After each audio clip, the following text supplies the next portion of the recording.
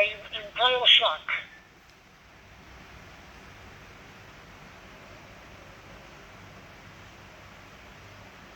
K4FWO. Well, I'm starting to get really attached to mine as I learn it. Still got some bugs to work out on my end and some issues. Having a little trouble getting on DMR right now, but I've sent a ticket in to Brandmeister, and they're waiting on a reply. And I'm quite sure it's an issue on my end, but I have had this thing on for several days, and I've just enjoyed all the variety and the different people that have come in from Japan to England and different places, and it's just it's a neat little device. And at first I was a little hesitant, but I think that's been money well spent. It's just awful handy. I have some HF rigs. I have several handy talkies, and I do a lot of HF work during the weekends. I don't really contest, but I do like to make contacts in the parts on air. But overall, it is very convenient to take this rig right here with my cell phone and walk out the door and know that as long as I've got a cell signal and a hot spot, then I'm good to go. Back to you. Yeah, very good, Glenn. Yeah, I started doing HF in 2014 when I bought this little apartment. I sold my house and I bought the apartment here, so there's no room, as I said, studio, only one little room, which is perfect for me, you know. So the mic is the great thing.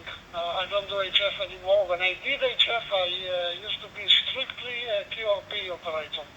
I used to operate on a Yaesu FT 817, 2.5 watts, and I did very well from the house with a wire antenna. I have all kinds of dipoles and, you know, long wires, and always did very well, surprisingly. But now then, again, I'm on the apartment. I really enjoy the digital modes. I do a lot of DSTAR, a lot of DMR, and a little bit of C4FM. Mostly DMR and DSTAR. Those two modes. DSTAR I love the most because I've been into it for the longest. I started DSTAR in 2008. So I've been a long time here on Reflector 3 or Charlie. I know a lot of people. It's a lot of fun. Over.